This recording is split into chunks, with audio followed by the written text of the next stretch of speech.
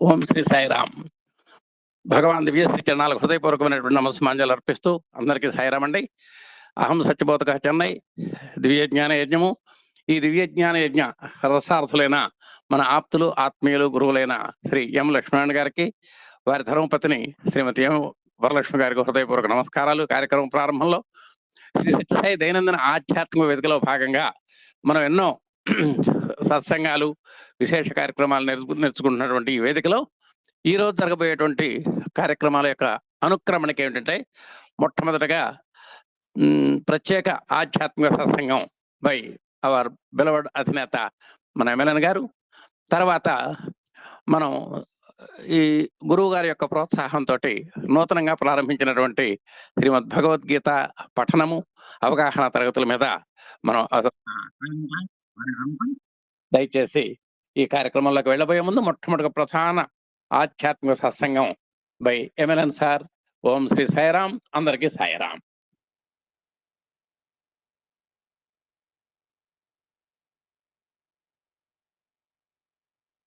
అందరికీ సాయిరామ్ అండి. స్వామివారి పాద పద్మాలు ప్రణామం చేసుకుంటూ విల్ కంటిన్యూ ద టాపిక్. లక్ష్లీ నిన్న రంజాన్ వాళ్ళ ముందుకు తీసుకెళ్లే ప్రయత్నం చేద్దాం. నేనంతా కూడా స్వామి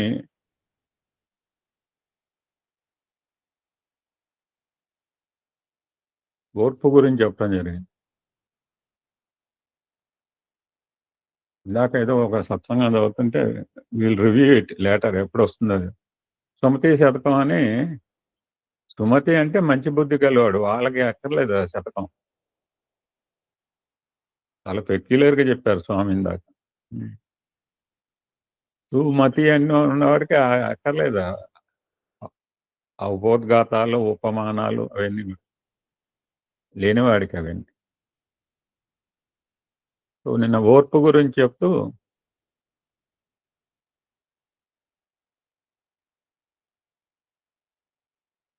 నాకే ఒక పర్సనల్గా ఒక ఎక్స్పీరియన్స్ ఉంది ఒక సందర్భం. ఒక ఆయన నన్ను అన్నాడు, మీకు ఏం తెలియదు, ఇప్పటికీ ఏం తెలియదు, మీకు చదివే రాదు నాకు, మీకు ఎటువంటి జ్ఞానం లేదని వేసి నేను అజ్ఞానం అన్నాను. మా వాళ్ళందరూ ఆశ్చర్యపోయారు. యాక్చువల్గా చెప్పదలుచుకోలేదు, ఇది ఎప్పుడో లాంగ్ బ్యాగ్ చెప్పాను. మా సేవాదాలు, మా మహిళ ఆశ్చర్యపోతున్నాడు, ఈయనకున్న కోపానికి ఏంది ఇట్లున్నాడని చెప్పి. అటువంటి ఓర్పును కూడా సమయము, సందర్భంగా వాడమని చెప్తున్నారు స్వామి. దాన్ని విచక్షణ జ్ఞానంతో వినియోగించి అటువంటి ఓర్పును ఉపయోగించుకోవాలి నిత్య జీవితంలో అని కృష్ణ పరమాత్మ అర్జును చెప్తూ దాన్ని మనకు తెలియజేస్తున్నారు స్వామి. ఎంత మనకి చెప్పింది కాదు, అర్జునుడికి చెప్పిన విషయాలు చెప్తూ మనకి చెప్తున్నారు స్వామి. మనం అందరూ చూస్తుంటాం, ఇతను చాలా ఉపకారాలు చేసేవాడే, పాప ఇతనికి ఇన్ని రకాల అపకారాలు జరుగుతున్నాయి అని మనం అందరం కళ్ళారా చూసిందే అనుకున్న మాటలే.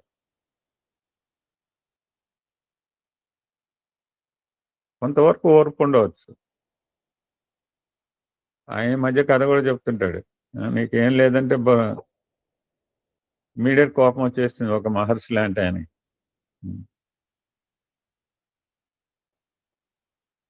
మితిమీరిపోతే జనరల్గా వీళ్ళు లూజ్ ది టెంపర్.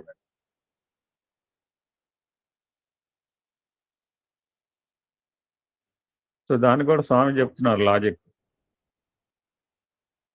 ఎటువంటి సందర్భంలో కోల్పోవాలి,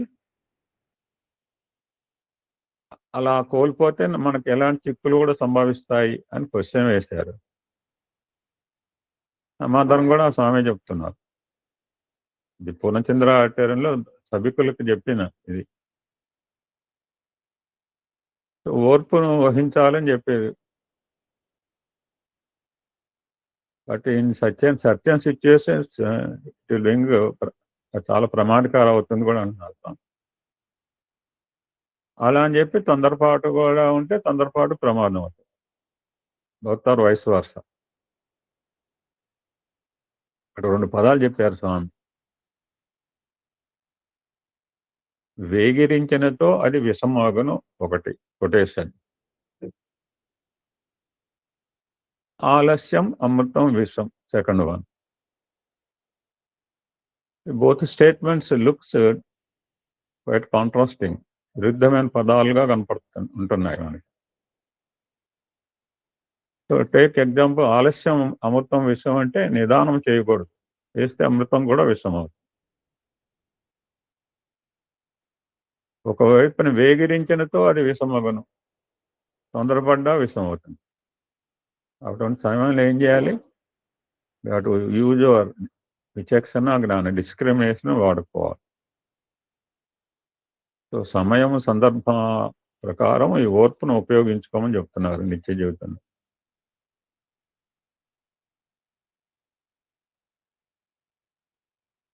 ఫర్ ఎగ్జాంపుల్, ఒక రోగి క్లైమాక్స్ సిచ్యుయేషన్లో ఉన్నాడు.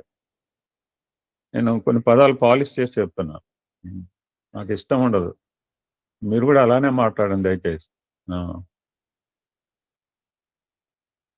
రియాలిటీగా ఉండాలని చెప్పి రియాలిటీ సోలక్కర్లేదు. నేను యాక్చువల్గా ఇక్కడ ఉన్నది ఒకటే, నేను సింపుల్గా చెప్తున్నాను. ఒక రోగి క్లైమాక్స్ స్టేజ్లో ఉన్నాడు. ఇక్కడ మనకు సామెతుంది, వేగిరించింటే విషం అయితే రోగి పరిస్థితి ఏమవుతుంది? ఇక్కడ ఆలస్యం అమృతం విషం వాడుకోవాలి, ఆలస్యం చేయకూడదు. సో అటువంటి పేషెంట్కి మస్ట్ హ్యావ్ ట్రీట్మెంట్.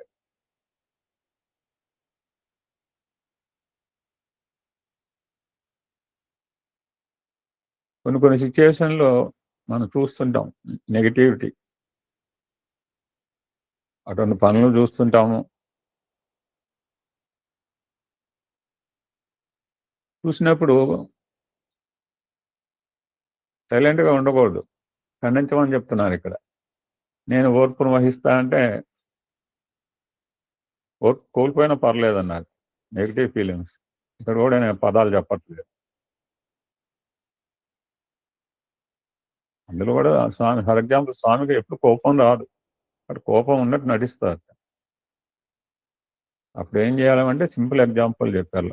చెప్పేది ఒకటే, కంఠమంది సౌండ్ని మార్చడం అవసరం. దీనికి ఎగ్జాంపుల్ మన అందరికీ తెలిసిందే, స్వామి కూడా అదే చెప్తారు. సో వాయిస్ మార్చినంత మాత్రాన మనం ఓర్పును కోల్పోయామని మనం షుడ్ నాట్ ఫీల్. సో ఆ విధంగా ఓర్పును కోల్పోకుండా just change of sound, you can keep our heart pure.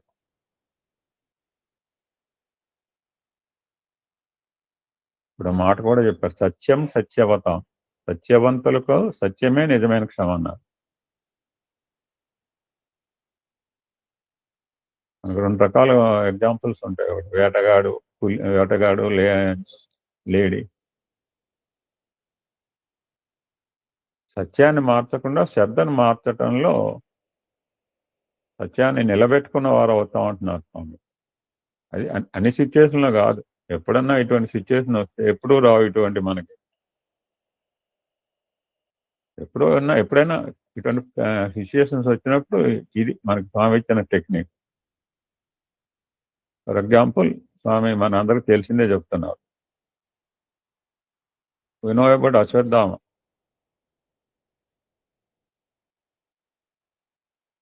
చివరికి అనమాట, క్లైమాక్స్లో యుద్ధం చివరికి వచ్చింది. తెల్లారక పూర్వమే నేను పాండవులను హతం చేస్తాను అశ్వత్థామ ప్రతిజ్ఞ చేశాడు. సామాన్య ప్రతిజ్ఞ కాదు అది, భీష్మ ప్రతిజ్ఞ లాగా. అర్ధరాత్రి కాబోతోంది, పాండవులు చెక్కలేదు. కృష్ణ పరమాత్మ వీళ్ళ వైపు ఉన్నాడు కనుక అతనికి తెలుసు అశ్వత్థామ చేసిన ప్రతిజ్ఞ. You want to save Pandavas. ఎన్నో రకాల ప్రయత్నాలు, what ever he can do, he doing. చేసేసాడు ఆల్రెడీ. ఇప్పుడు ఫర్ ఎగ్జాంపుల్, దూర్వాసుడు అసత్యం ఆడేవాడు కాదు, దాంతో మహా కోపిస్తే కానీ అసత్యం ఆడాడు. కోపము కొన్ని తాపాలను తీర్చుతుంది. సత్యాన్ని కాపాడుకునే నిమిత్తం శబ్దం మారుస్తూ వచ్చాట. కృష్ణ పరమాత్మ దూర్వాసుని దగ్గరికి వెళ్ళాడు. కృష్ణునంతటి వాడు వెళ్తే ఎలా ఉంటుందో చాలా హ్యాపీ ఫీల్ అయ్యాడు దూర్వాసుడు. స్వామి మీరు నా దగ్గర రావటం ఏంటి, కబురంటే నేనే వచ్చామను కదా, కారణం ఏంటి అని అడిగాడు. I want your help. నేను కూడా అక్కడ అడుగుతుంటాను ఎవరన్నా, కొంచెం తప్పేం లేదు, సహాయం చేస్తారా కొంచెం, you have to help me. ఆ మాట అనేప్పుడు మీరు సంరక్షకుడు, జగత్పతి, మీరు జగద్రక్షకుడు.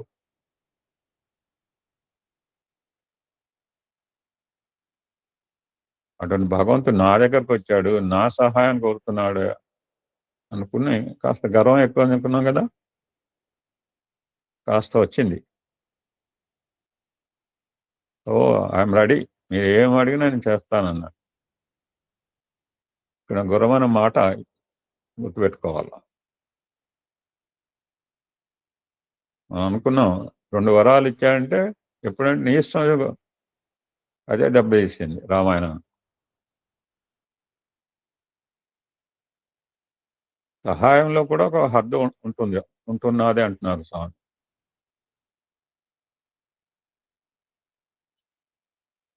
సో దుర్వాసుడికి అన్ని రకాల బుద్ధి కుశలతలు ఉన్నాయి, ఏ సహాయమైనా చేస్తా, బట్ అసత్యం మాత్రం చెప్పనన్న.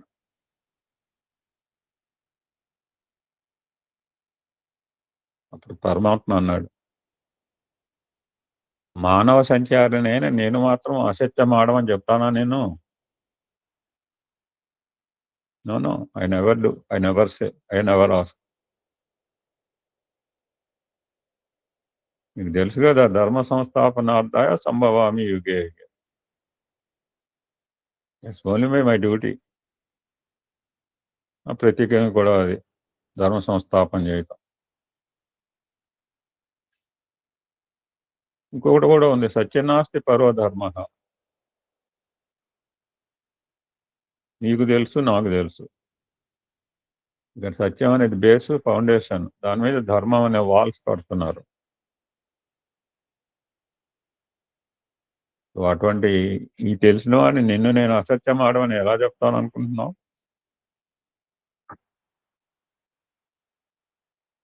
నువ్వు చేయాల్సిందే ఒకటే, just change your sound voice. Okay, that's okay, మీరు ప్లాన్ చెప్పండి అన్నాడు. మీరు ప్లాన్ చెప్తే మీరు ప్లాన్ చెప్పిన విధంగా నేను నడుచుకుంటాను అన్నాడు దుర్వాసు. అప్పుడు ప్లాన్ బయటపెట్టాడు. ఒక 5 మందికి నివసించేట్లుగా ఒక గుంట తవ్వమన్నాడు. దాంట్లో పాండవులు కూర్చోమన్నాడు. దానిపైన పలకలు వేసాడు. ఈ పలకలపైన నీ చైర్ వేసి కూర్చో. చైర్ వేసినట్ట. బహుశా ఎవరు వేసారు? కృష్ణుడే వేసాడేమో. ఆ పలకలపైన దూర్వాసుని చైర్ వేసినాడు. ఆ చైర్ పైన దూర్వాసుడు కూర్చున్నాడు.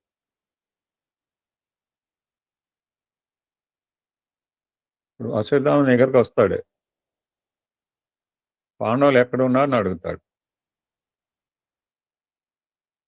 నువ్వు అబద్ధం అడక్కర్లా, సత్యమే చెప్పు, అని కాస్త సౌండ్ మార్చి చెప్పు అన్నాడు. సో ప్లాన్ చెప్పేశాడు. He disappeared. According to the plan, పరమాత్మ చెప్పినట్టుగానే అశ్వత్థామ రానయ్య వచ్చాట.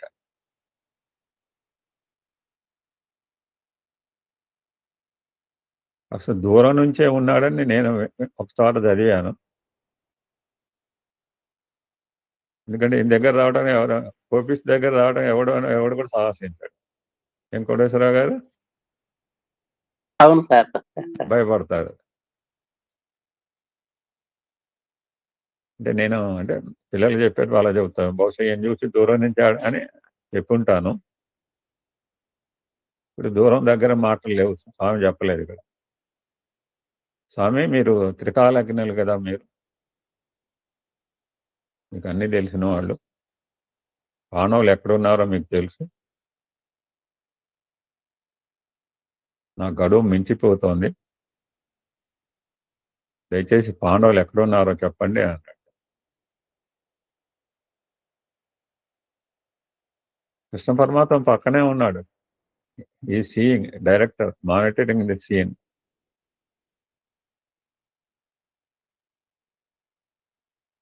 అందుకనే డిజర్టర్ అని మనం చూడకుండా మాట్లాడకూడదు. సో ఒక దూర్వాసుడు కృష్ణుడు వినేటట్లుగా గట్టిగా సౌండ్ మార్చి పాండవులా నా కింద ఉన్నారు అన్నట్టు కోపంతో.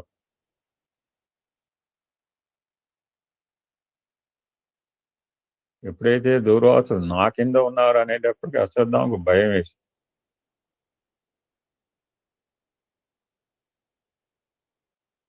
పాండవులు నేను చంపడానికి వస్తే ఇతను నన్నే చంపేస్తాడని నమస్కారం చేసి వెళ్ళిపోయాడు.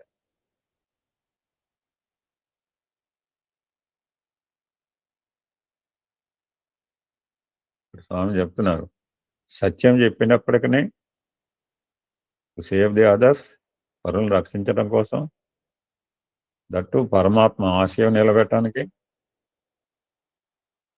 తాను మహర్షి అనే సాధక నామం పొందే నిమిత్తం సౌండ్ మార్చినాడు, కానీ అసత్యం చెప్పలేదు.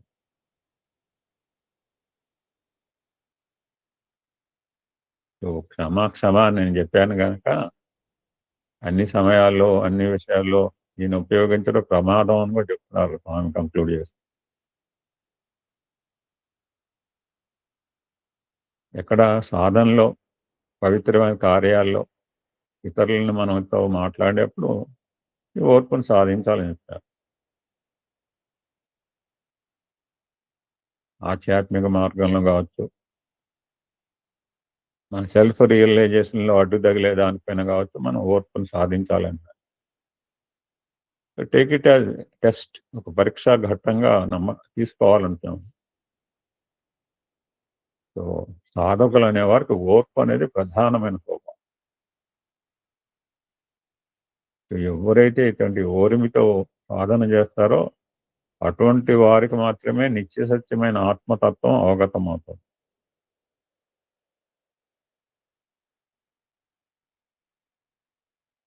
ఓర్పుకి 2 రకాలైన క్యారెక్టర్స్, ఆచారాలు అవసరం చెప్తున్నారు. అయితే ఎవరైతే ఓర్పును ఫాలో అవుతున్నారో వాళ్ళకి ద్వేషము అసూయ చేరకుండా చూసుకోవాలని చెప్తున్నారు. పొరపాటున ఈ ద్వేషము అసూయ అనే కనుక ఇందులో ప్రవేశిస్తే ఓర్పు క్షణంలో కోల్పోతా ఉంటాం.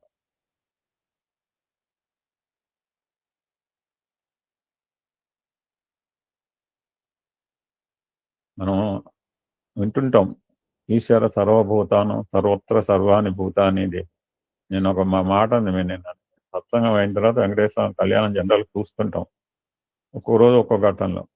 ఆ భక్తులను చూడంగానే మా మేడం ఒక మాట అంది, వాళ్ళందరినీ చూడంగా సహస్ర శీర్ష పురుష అనే మాట మొత్తం భక్తులు చూపిస్తుంటాడు అప్పుడప్పుడు వెంకటేశ్వర కళ్యాణం.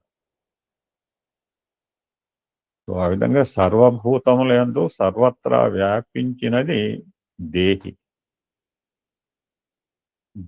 దేహం గురించి స్వామి కూడా చాలాసార్లు చెప్పారు. మనం దేహం అనేది మనం ఏదైతే చూస్తున్నామో మన దేహమే కాదు, అన్ని రకాల జీవరాశుల దేహం స్వీకరించి అన్ని కూడా అనిత్యము అశాశ్వతం. దేహి దగ్గరకు ఆపోజిట్ నిత్యము సత్యము. జనరల్గా మనం చెప్తుంటారు క్షేత్రము క్షేత్రజ్ఞుడు అని చెప్పినప్పుడు కూడా తెలిసిన వాళ్ళు కరెక్ట్గా చెప్తారు. ఇప్పుడు చూడ ఒక మాట చెప్తున్నారు స్వామి, మనం దేహి అని అయితే దేహి అంటే ఏమనుకున్నానంటే ఈ దేహంలో ఉన్నాడు కనుక ఆయన దేహి అని అనుకున్నాను. నాట్ అటువంటి విరాట్ స్వరూపమే దేహం.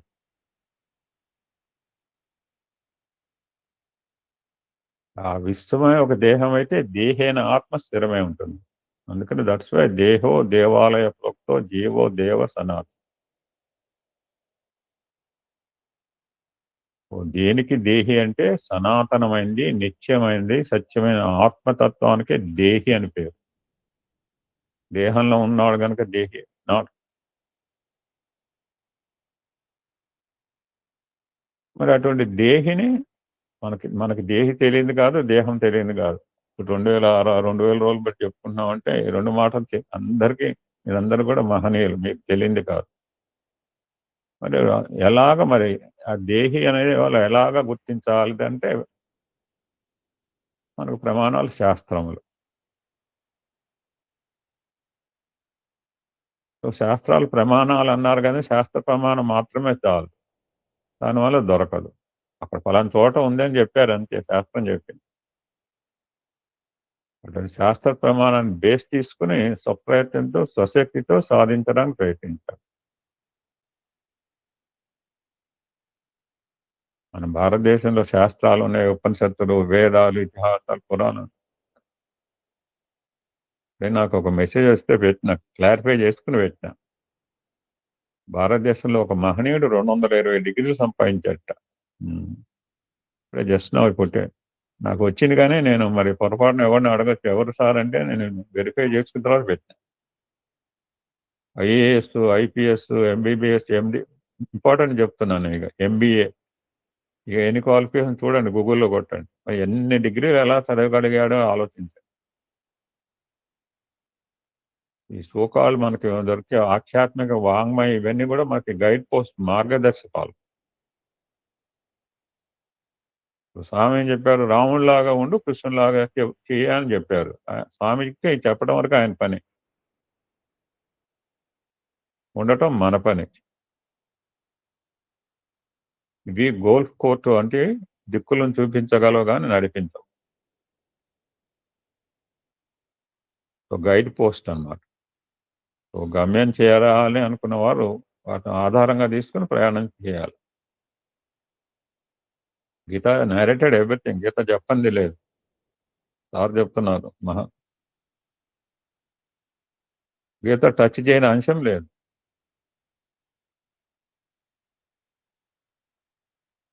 అన్ని రకాల శ్లోకాలు అన్ని చెప్పడానికి పరమాత్మ అర్జునుడికి కారణం ఏంటంటే ఏ సింపుల్ వర్డ్, అశోచ్య నన్ను యొక్క పదం అనమాట. అశోచ్య నన్ను శోచిస్తాం.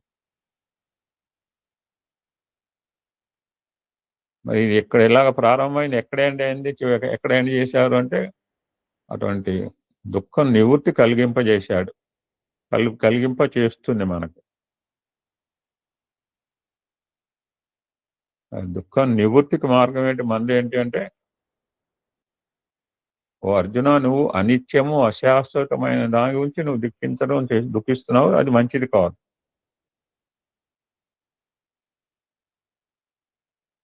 ఓ అర్జున, నువ్వు దుఃఖించదగిన దాని దుఃఖించు, మంచిదే. దేని గురించి దుఃఖించాలో దాని గురించి దుఃఖించు. ఇప్పుడు ప్రస్తుతం నువ్వు దుఃఖించదానికి ఆర్ నాట్ డూయింగ్ ప్రాపర్లీ, అనవసరమైన విషయాలకు నువ్వు దుఃఖిస్తున్నావు అని అంటూ మొదలుపెట్టాడు. చివరికి దుఃఖం నివృత్తి చేయటం జరిగింది. దానికి ఎన్నో అంశాలు ఇప్పటికే చాలా చెప్పుకున్నాం మనం. సార్ కూడా అప్పుడప్పుడు చెప్తున్నారు, వీళ్ళ హ్యావింగ్ గీతా సత్సంగాలు.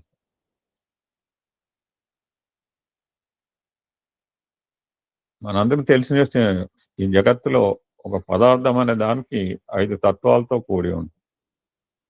మొన్న ఆయన 24 తత్వాలు అక్కడ చెప్పినప్పుడు 24 చెప్తారు. జనరల్ గా ప్రతి పదార్థము, ఒక పదార్థం వచ్చిందంటే జీవ పదార్థం, దానికి 5 తత్వాలతో కూడి ఉంటుంది అని మనకు తెలిసింది, కొత్తదేం కాదు. దాన్ని అస్థి, భాతి, ప్రియము, రూపము, నామం. కొన్ని 100 సార్లు విన్నాం, 100 సార్లు మనం కూడా చెప్పాం అందరికి. అందులో ఉన్న ఫస్ట్ మూడింటినే అస్థి, భాతి, ప్రియం అనే పదాలకి కాల్ ఇట్ సచ్చిదానంద స్వరూప, సచ్చిత్ ఆనందం కూడా అన్నారు, ఆల్టర్నేటివ్ వర్డ్స్. సచ్చిత్ ఆనందం వేరు, అస్థి, భాతి, ప్రియం వేరు కాదు, బోత్ ఆర్ సేమ్.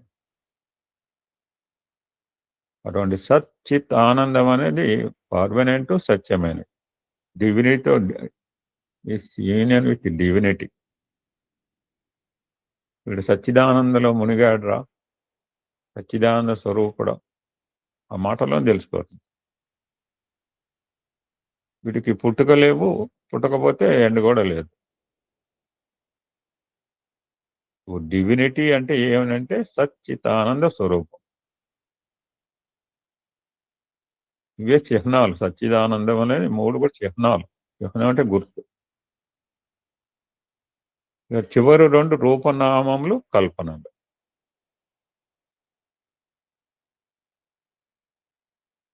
రూపం మనకు తెలుసు. ఎప్పుడు ఒక రకంగా ఉండదు. నామం కూడా ఉంచుకోవచ్చు, ఉంచుకోకపోవచ్చు. ప్రస్తుతం ఎమ్మెల్యే అని అన్నారు. అందరూ ఎమ్మెల్యే అంటున్నారు. I can change my name.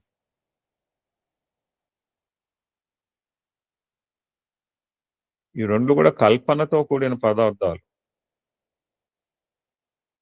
రావటానికి ఎంత స్వతంత్రం ఉందో, పోవటానికి కూడా అంత స్వతంత్రం ఉంది. ఈ మాట గుర్తుపెట్టుకోవాలి మనం.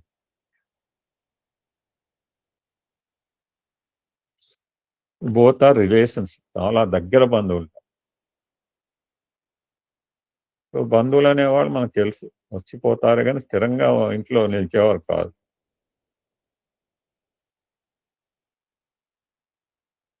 అదే విధంగానే సుఖదుఖములు బంధువులతో చేరినవి.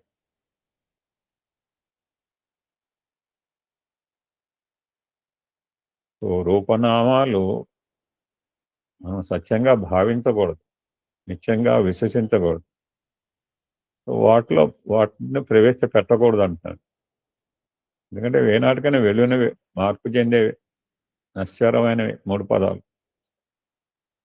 ఓ అర్జున, నువ్వు ప్రస్తుతము ఫస్ట్ 3 వదిలేసి చివరి 2 పట్టుకుని దాని గురించి నువ్వు దుఃఖిస్తున్నావు. ఆ రెండిటి గురించి నువ్వు శోకించడం సరైన తత్వం కాదు అని పరమాత్మ అర్జునుడికి చెప్తున్నాడు.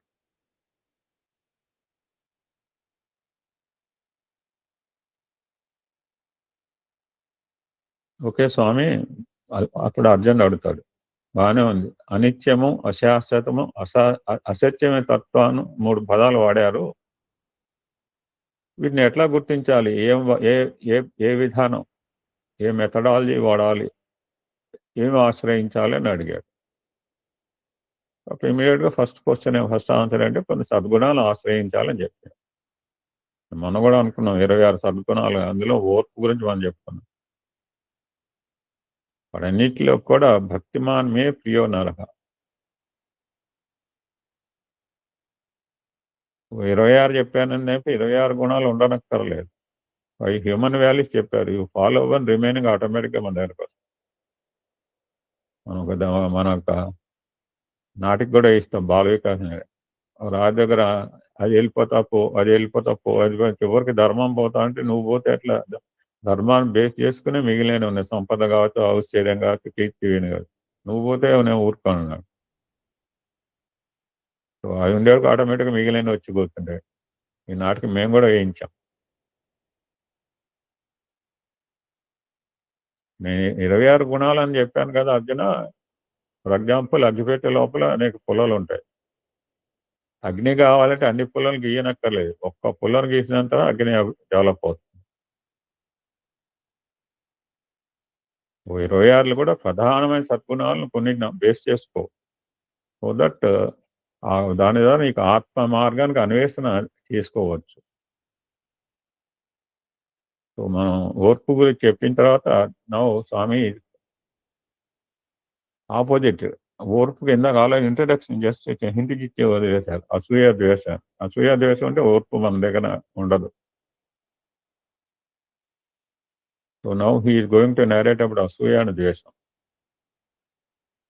ఇద్దరు కూడా తోడు దొంగలు అంటారు. సినిమా కూడా ఉన్నట్టుంది తోడు దొంగ. ఒకళ్ళని వదిలిపెట్టి ఒకళ్ళు ఉండలేరు. ఒకళ్ళింటికి ఒకళ్ళు బాగా వచ్చిపోతుంటారు. రెండు అవినాభావ సంబంధాన్ని మాట ఉంటుంది. చాలా ప్రాక్సిమిటీ, క్లోజ్ రిలేషన్. ఒక మాట చెప్పారు. అసూయ వేరు పురుగు వంటిది, ద్వేషము చీడ పురుగు వంటిది. ఒకటి వేరు పురుగు, రెండోది చీడ పురుగు.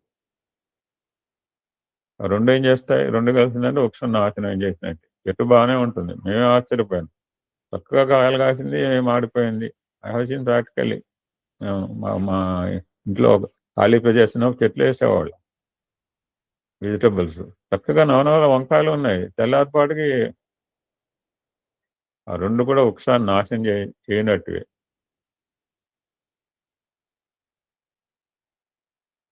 అదే మాట చెప్తుంది. ఎవరైనా తాను చెప్పింది మనం నవనవలు ఆడుతుంటాయి, పువ్వులు పూస్తాయి, కాయలు కాస్తాయి, చూడటానికి అందంగా ఉంటాయి, ఆకర్షణీయంగా ఉంటాయి. అటువంటి తోట లోపల చేరి వేరు పురుగు కొట్టినప్పుడు రెండో క్షణం నందే వృక్షం వాడుతాడు. ఫర్ ఎగ్జాంపుల్ ఇక్కడే నేను చూశాను. సుందరంలో ఇప్పుడు కొత్తగా ఎవరైనా తమిళనాడు వాడు ఉంటే మీకు చెన్నై వాడికి తెలుస్తుంది. సుందరంలో కొత్తగా ఇప్పుడు షాపింగ్ ఇది బుక్ స్టాల్ కట్టారు కొత్తది. సాయి సాయి యొక్క సుందరి వెనకాల ఉంది బుక్ స్టాల్. ఇంతకుముందు అక్కడ ఉండేది, దానికి రెనోవేట్ చేస్తారు. అక్కడ ఒక చెట్టు ఉండేది.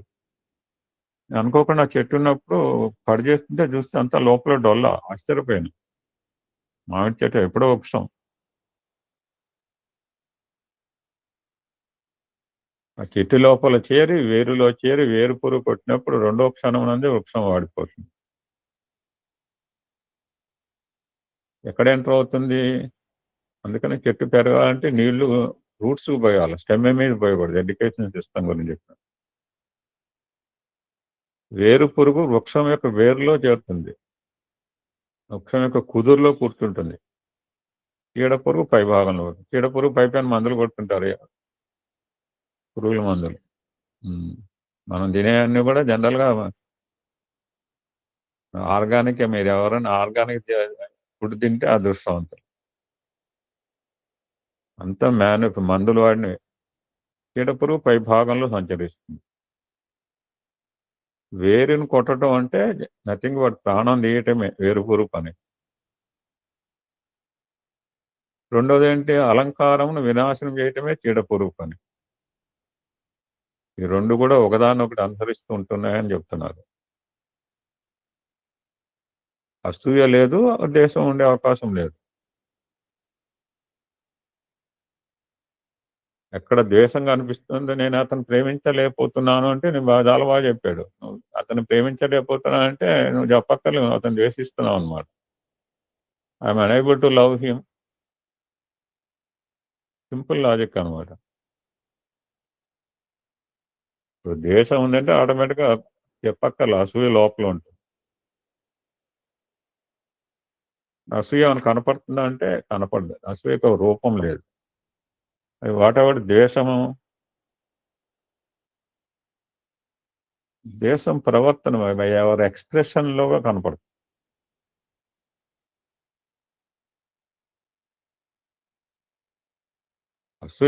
అసూయ కనపడదు. బట్ అసూయ ఇది expressed in the way of మన బిహేవియర్. మాటల్లో కావచ్చు, చేతల్లో కావచ్చు, ప్రవర్తన బిహేవియరల్ ప్యాటర్న్ లో కనపడుతుంది. దట్స్ వై ఈ రెండు కూడా ఆమె అంతర్భూతాలు అంటున్నారు.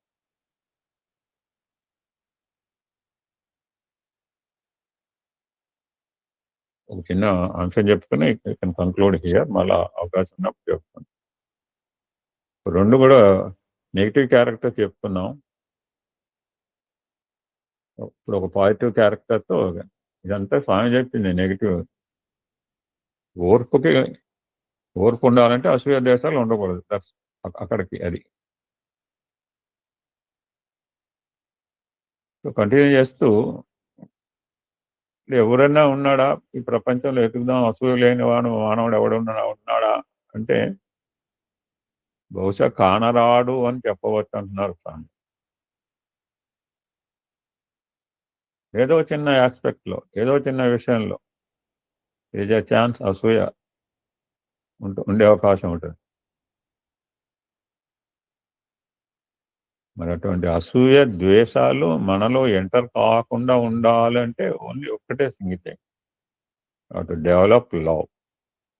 No other way. ఒకటే మార్గం. 10 రకాల మార్గాలు లేవు. ఇక్కడి నుంచి రైల్వే స్టేషన్ పోవడానికి 10 రకాల మార్గం. నాకు అసూయ ఉండకూడదు, నా దగ్గర ద్వేషం ఉండకూడదు అంటే టు డెవలప్ లవ్. ఎప్పుడైతే నాలో ప్రేమ ఉంది, there is no chance for అసూయ అండ్ ద్వేషం. ఎప్పుడైతే అసూయ దేశాలు మనలో ఎవరిలో అయితే వాళ్ళకి ఎంటర్ కావో అప్పుడు మన స్వరూపమే నిజమైన స్వరూపం, ఆనంద స్వరూపం. ఆనందం ఎట్లా ఉంటుందంటే ఆనందానికి అందము స్వభావం. ఎక్కడ అందం ఉంటుందో అక్కడ ఆనందం కూడా లభిస్తుంది. ఇంగ్లీష్ బ్యూటిఫుల్ కొటేషన్ చెప్పారు, a thing of beauty is a joy forever. ఏ పదార్థంలో అందం ఉంటుందో అక్కడ ఆనందం ఉప్పొంగిపోతుంది.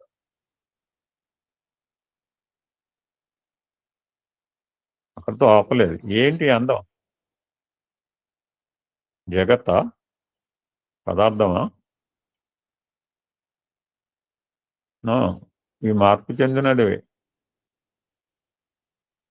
ఇప్పుడు మార్పు చెందినవి ఎంతకాలం ఉంటాయి? భక్త తుకారంలో నేను చెప్పాను అది. చెప్తుంటాడు కాంచన లెసన్ చెప్తాడు. కనుక శాశ్వతమైంది ఏదియో అదే అందం. ఇక్కడ శాశ్వతం ఏది? మనం ఎంటైర్ యూనివర్స్ లో శాశ్వతమైనది ఏదో మనకు తెలుసు. అటువంటి శాశ్వతమైనది వస్తువు పదార్థం కేవలం భగవంతుడు మాత్రం. ఇప్పుడు సార్ చెప్పారు, భగవాన్ కృష్ణ పరమాత్మ సౌందర్యాన్ని వర్ణిస్తున్నాడు. కృష్ణ అంటేనే ఆకర్షణ. ఈవెన్ పురుషులు కూడా మనం పురుషులు అనుకుంటున్నాం, ఆయన ఒక్కడే పురుషులు. మనంతా ఎంత ఆనందం, ఎంత అందం అని మనమే అనుకుంటుంటే అటువంటి భగవంతుడే సౌందర్యవంతుడు. అటువంటి భగవంతుని కంటే అందమైంది ఈ జగత్తులో వచ్చిన ఏమీ కనపరాదు. What is the duty of the devotee?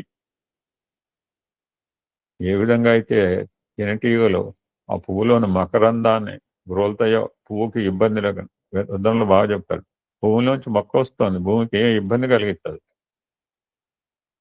చాలా నాకు బాగా కొన్ని భూమిలోంచి ఒక మొక్క వచ్చినప్పుడు ఆ భూమికి ఏం ఇబ్బంది లేకుండా వస్తుంది. భగవంతుని మించిన అందం మనకి జగత్తులో. ఎందుకంటే భగవంతుడే జగత్తు. జగత్తు భగవంతుడు. భగవంతుడు జగత్తు కాదు. ఇది క్రియేటర్, ఇది క్రియేషన్. క్రియేటర్ చేసింది, క్రియేషన్ బ్యూటీగానే ఉంటుంది. ఇంతకంటే అందం ఉంటుందా? ఇంతకంటే అందం ఉందని అన్నమయ్య సినిమాలో ఉండటానికి వీలేదు. 3-4 సార్లు అంటాడు వెంకటేశ్వర స్వామి. ఎన్నో చెప్పిందా కొట్టిపడేస్తాడు. మరి ఇంతకంటే ఉంటే ఎస్ ఐ విల్ సరెండర్. అప్పుడు అంటాడు అన్నమయ్య. అప్పుడు అన్నాడో లేదో మనకి రాఘవేంద్ర గారు చూపించేసిన అద్భుతమైన సినిమా అన్నమయ్య. మంత్రముగ్ధులు కావాల్సిందే అన్నమయ్య సినిమా.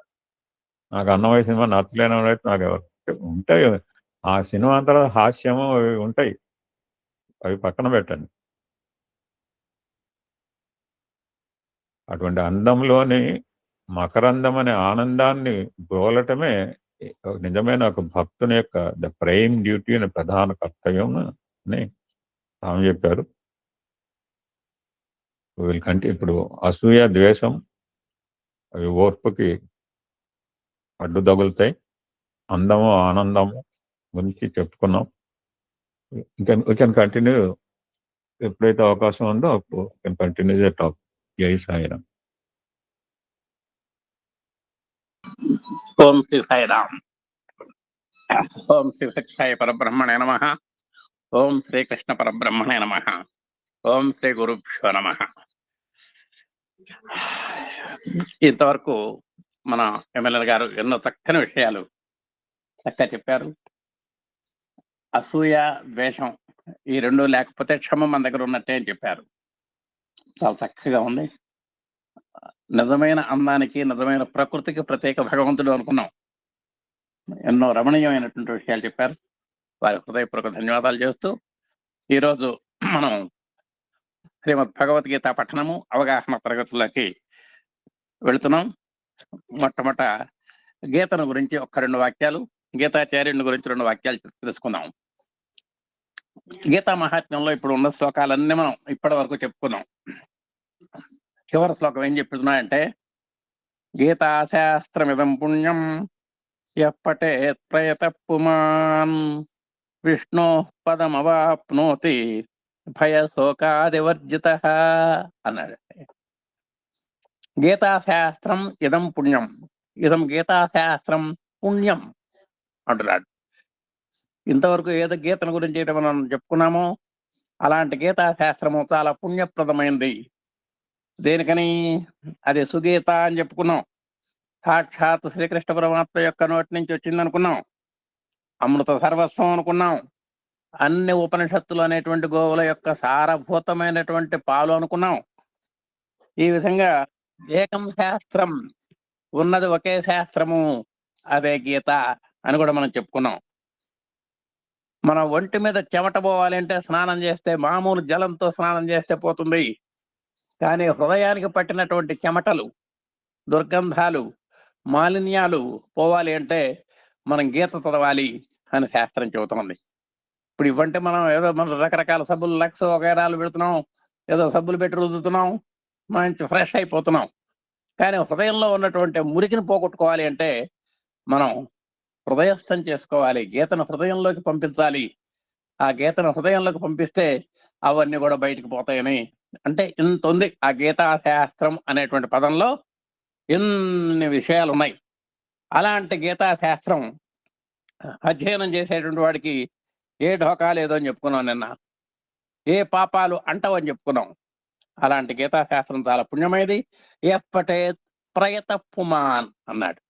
ఎవరైతే ఏ పురుషుడైతే చదువుతాడో, సామాన్యంగా సంస్కృతంలో ఉభయలింగాలకి పుంలింగం వాడతారు అని ఎన్నోసార్లు చెప్పుకున్నాం మనం.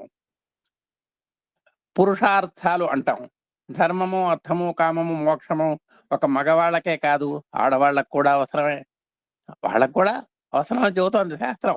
అందుకని పురుషుడు అనే శబ్దంతో స్త్రీలు కూడా వస్తారు. కాబట్టి ఏ పురుషుడైతే, అంటే ఏ స్త్రీ పురుషులైతే ఈ గీతం చదువుతారో, ఎలా చదువుతారట? ప్రయత పుమాన్ అన్నాడు. నిజంగా మన ఏఎస్పీలో కూడా కొంతమంది అలవాగ్గా చెప్పుకుంటూ ఉంటారు.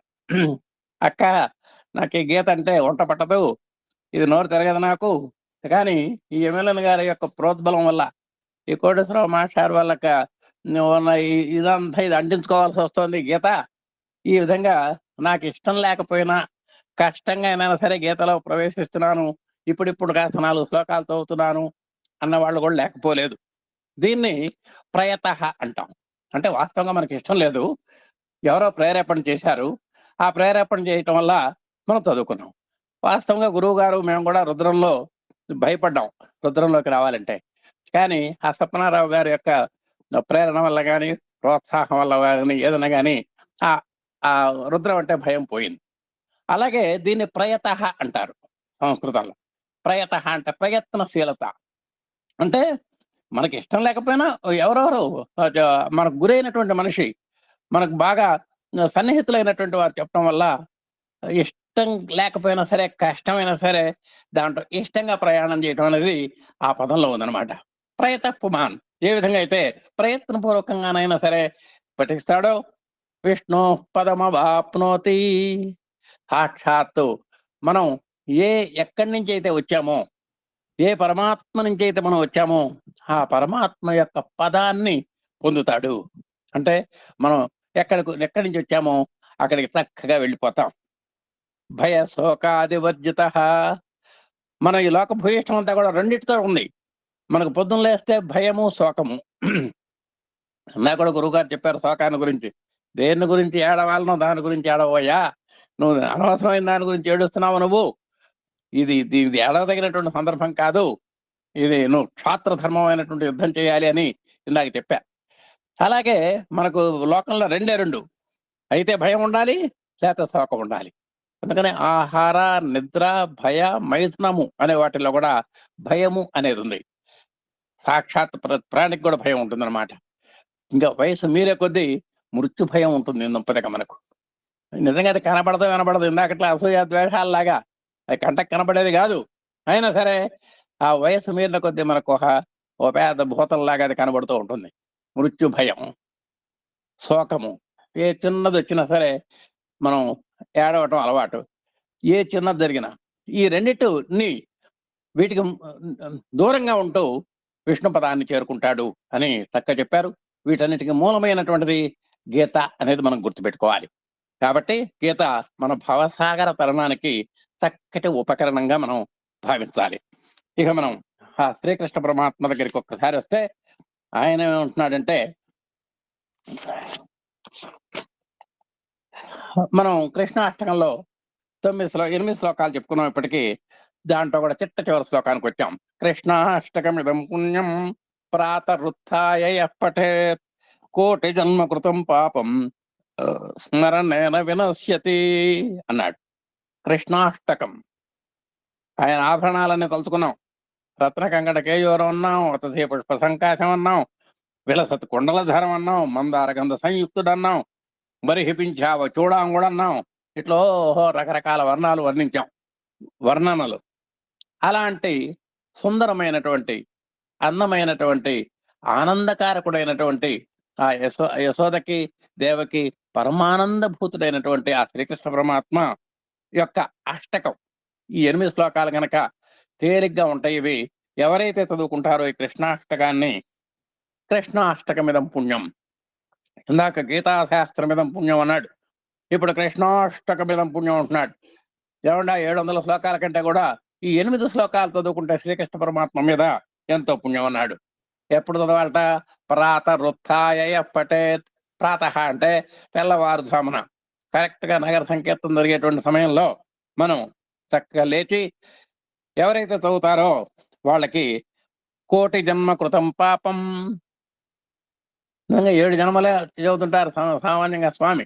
ఇటు 7 జన్మలు, అటు 7 తరాలు, ఇటు 7 తరాలు పాపాలు పోగొడతాను అని. కోటి జన్మ కృతం పాపం. కోటి అంటే సమూహము అని అర్థం. ఇక్కడ ఎన్నో ఎన్నో ఎన్నో ఎన్నో ఎన్నో జన్మలు మనం ఎత్తి మానవ జన్మకు వస్తున్నాం. అలాంటి అసంఖ్యాకమైనటువంటి జన్మల్లో చేసుకున్నటువంటి పాపము స్మరణేన వినశ్యతి. ఆ శ్రీకృష్ణ పరమాత్మ యొక్క అష్టకం చదువుకొని ఒక్కసారి ఆయన్ని మనసారా గనక ధ్యానించినట్టయితే మనకు అవన్నీ కూడా పోతాయని చక్కగా చెబుతున్నారు. ఇదండి గీతను గురించి 2 వాక్యాలు చదువుకున్నాం. గీత చక్కగా చదువుకోవాలని చెప్పుకున్నాం. కృష్ణుని కూడా, ఆ గీతాచార్యుడైనటువంటి శ్రీకృష్ణ పరమాత్మను కూడా మనం తలుచుకోవాలి అని చెప్పుకున్నాం. ఇప్పుడు మనం 3వ అధ్యాయంలో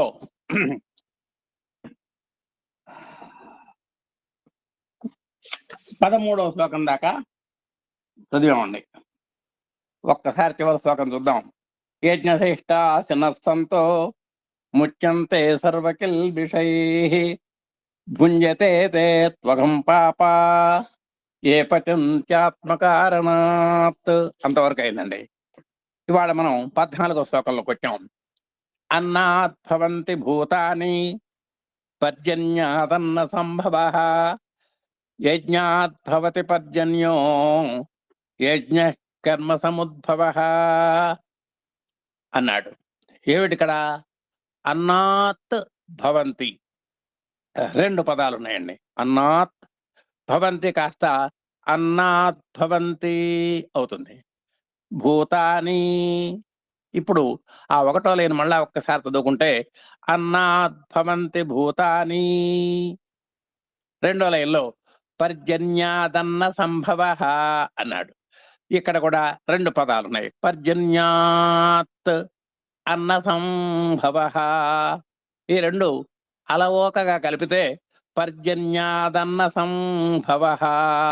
తకారం దకారం అయింది, అంతకంటే ఏమీ లేదు. ఇందాక కూడా అన్నాత్ కాస్త అన్నాద్ అయింది. ఇక్కడ పర్జన్యాత్ అన్న సంభవ కాస్త పర్జన్యాద్ అన్న సంభవ అయింది. పర్జన్యాదన్న సంభవ. యజ్ఞాత్ భవతి, ఇక్కడ కూడా ఆ యజ్ఞాత్ లో ఉన్నటువంటి తకారం కాస్త దకారంగా మారింది. యజ్ఞాద్ భవతి, యజ్ఞాత్ భవతి. పర్జన్యో, పర్జన్య అని ఉంటుంది కొన్ని పుస్తకాల్లో, ఏ ఇబ్బంది లేదు. పర్జన్యో అన్న పర్జన్య అన్న అక్కడ అర్థం తేడా ఏం లేదు. యజ్ఞాత్ భవతి పర్జన్యో యజ్ఞ కర్మ సముద్భవ. యజ్ఞ కర్మ సముద్భవ. కర్మ సముద్భవ 2 పదాలు ఉన్నాయి. ఈ 2 కలిస్తే కర్మ సముద్భవ అని ఒకే పదంగా ఏర్పడింది. యజ్ఞ కర్మ సముద్భవ అన్న చోట విసర్గల తర్వాత కకారం గాని, ఖకారం గాని, పకారం గాని, ఫకారం గాని కనబడితే విసర్గలు అలాగే ఉంటాయి. ఉన్నా కూడా మనం హకారంగా మనం పరిగణించి చదువుకోవచ్చు. యజ్ఞ యజ్ఞ అంటే హకారం పొల్లుగా చదువుకోవాలి. యజ్ఞ కర్మ సముద్భవ. ఒక్కసారి శ్లోకం చూసుకుంటే అన్నాత్ భవంతి భూతాని పర్జన్యాదన్న సంభవ యజ్ఞాత్ భవతి పర్జన్యో యజ్ఞ కర్మ సముద్భవ. యజ్ఞ అని అనలేనటువంటి వారు యజ్ఞ కర్మ సముద్భవ అని కూడా చదువుకోవచ్చు. ఏం ప్రమాదం లేదు. ఇప్పుడు ఒక్కసారి చూడండి. అన్నాత్ భవంతి భూతాని పర్జన్యాదన్న సంభవ యజ్ఞాత్ భవతి పర్జన్యో యజ్ఞ కర్మ సముద్భవ యజ్ఞ కర్మ సముద్భవ. ఇప్పుడు మనం 15వ శ్లోకంలోకి వచ్చాం. కర్మ బ్రహ్మోద్భవం విద్ధి బ్రహ్మాక్షర సముద్భవం తస్మాత్ సర్వగతం బ్రహ్మ నిత్యం యజ్ఞే ప్రతిష్ఠితం. కర్మ బాగానే ఉంది. బ్రహ్మోద్భవం, బ్రహ్మ ఉద్భవం అని 2 పదాలు ఉన్నాయండి. పర ఉపకారం కాస్త పరోపకారం అయినట్టుగానే బ్రహ్మ ఉద్భవం కాస్త బ్రహ్మోద్భవం అయింది. పెద్ద సమస్య కాదు. కర్మ బ్రహ్మోద్భవం విద్ధి, ఆ పదం జాగ్రత్త గుర్తుపెట్టుకోవాలి. విద్ధి అంటే సంస్కృతంలో తెలుసుకోవయ్యా అని అర్థం. కర్మ బ్రహ్మోద్భవం విద్ధి. 2వ లైన్లో బ్రహ్మాక్షర సముద్భవం. చూడండి, బ్రహ్మ అక్షర సముద్భవం. అక్షర సముద్భవం బాగానే ఉంది. ఈ బ్రహ్మ అక్షర ఈ 2 కలిసేసరికల్లా బ్రహ్మాక్షర సముద్భవం. దేవ ఆలయం కాస్త దేవాలయం అన్నట్టుగా అంతే, ఏమి లేదు అక్కడ. మరి బ్రహ్మాక్షర సముద్భవం. 3వ లైన్ తస్మాత్ సర్వగతం బ్రహ్మ. 3 పదాలు ఉన్నాయి. తస్మాత్ సర్వగతం బ్రహ్మ. ఈ 3 పదాలను కనుక కలిపినట్టయితే తస్మాత్ సర్వగతం బ్రహ్మ. 4వ లైన్లో నిత్యం యజ్ఞే ప్రతిష్ఠితం. 3 పదాలు ఉన్నాయి. ఈ 3 పదాలను మనం పక్క పక్కన చదువుకోవటమే. నిత్యం యజ్ఞే ప్రతిష్ఠితం. ఈ శ్లోకంలో బ్రహ్మోద్భవం ఒకటి, బ్రహ్మాక్షర సముద్భవం ఈ 2 కనుక నోరు తిరిగితే ఈ శ్లోకం వచ్చినట్టే. కర్మ బ్రహ్మోద్భవం విద్ధి బ్రహ్మాక్షర సముద్భవం బ్రహ్మాక్షర సముద్భవం తస్మాత్ సర్వగతం బ్రహ్మ తస్మాత్ సర్వగతం బ్రహ్మ నిత్యం యజ్ఞే ప్రతిష్ఠితం. నిత్యం యజ్ఞే ప్రతిష్ఠితం. ఆ ప్రతిష్ఠితం అన్న చోట ఒత్తుఠ ఉన్న విషయం గుర్తుపెట్టుకోవాలి. నిత్యం యజ్ఞే ప్రతిష్ఠితం అన్నమాట. ఇప్పుడు మనం 16వ శ్లోకానికి వచ్చామండి. ఏవం ప్రవర్తితం చక్రం నానువర్తయతే హయః అఘాయురింద్రియా రామో మోఘం పార్థ సజీవతి అనుంది. ఏవం ప్రవర్తితం చక్రం 3 పదాలు ఇచ్చాడు. 3 పదాలని మనం కలిపి చదువుకోవటమే. ఏవం ప్రవర్తితం చక్రం నానువర్తయతీహ అన్నాడండి. ఇక్కడ 3 పదాలు కలిసినాయి. నా అనువర్తయతి ఇహ. అనువర్తయతి ఇహ కాస్త అనువర్తయతీహ అయింది. అలాగే నా అనువర్తయతే కాస్త నానువర్తయతి అయింది.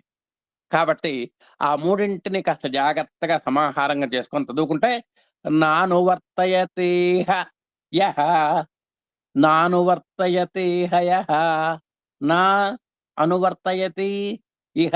ఈ 3 కలిస్తే నానువర్తయతేహ అవుతుంది. యః నానువర్తయతేహ యః. ఇక 3 అఘాయురింద్రియా రామో అన్నాడు. అఘాయు ఒక పదం, ఇంద్రియారామ రెండో పదం అండి. అఘాయు కాస్త అఘాయు అన్న తోటలో ఉంటాడు, ఆ విసర్గలు కాస్త అఘాయుర్ అయింది. అఘాయుర్ అనే రకారంగా మారిపోయినాయి. ఆ అఘాయుర్ ఇంద్రియారామ కాస్త మనం లైట్ గా కనుక కలిపి చదివితే అఘాయురింద్రియారామ అయిందనమాట. అఘాయు అనే పదం కొత్తగా వచ్చిందండి మనకు. నిన్న అఘము అంటే వచ్చింది. మనుషులంతా కూడా అఘం చేస్తారు అని చెప్పుకున్నాం, అంటే పాపాలు చేస్తారు అన్నది. నిన్న అనఘ మయానఘ అనే ఒక పదం వచ్చింది. నిన్న శ్రీకృష్ణ పరమాత్మని అనఘ అని సంబోధించారు. ఇక్కడ అఘాయు అంటే ఏంటంటే అఘము ఎవరైతే చేస్తారో వాళ్ళని అఘాయు అంటారండి. అఘము అంటే పాపము, అఘాయు అంటే పాపాత్ముడు అని అర్థం అనమాట. అఘాయు ఇంద్రియారామ కాస్త అఘాయురింద్రియా. ఇప్పుడు వినపడుతుందమ్మా, అఘాయురింద్రియారామ. ఇందాక నుంచి వినపడిందండి, ఏమన్నా పొరపాటు పడ్డానా నేను? వినపడుతోందిగా, రైట్. అఘాయు ఇంద్రియారామ, అఘాయురింద్రియారామ. సింపుల్. ఆ విసర్గలు కాస్త రకారంగా మారినాయి. అఘాయుర్ ఇంద్రియారామ, అఘాయుర్ ఇంద్రియారామో. రామ అన్న రామో అన్న ఇబ్బంది లేదు. కొన్ని పుస్తకాల్లో అఘాయురింద్రియారామ అని ఉండొచ్చు, ఏమి ఇబ్బంది లేదు. అలా అయినా చదువుకోవచ్చు, ఇలా అయినా చదువుకోవచ్చు.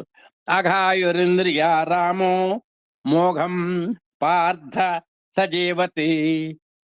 4 పదాలు ఉన్నాయి. మోఘము, పార్థ, సహ, జీవతి కాస్త సహ జీవతి కాస్త సజీవతి అయిందనమాట. ఇప్పుడు మనం ఆ 4 పదాలు చదువుకుంటే మోఘం పార్థ సజీవతి అయిపోయింది.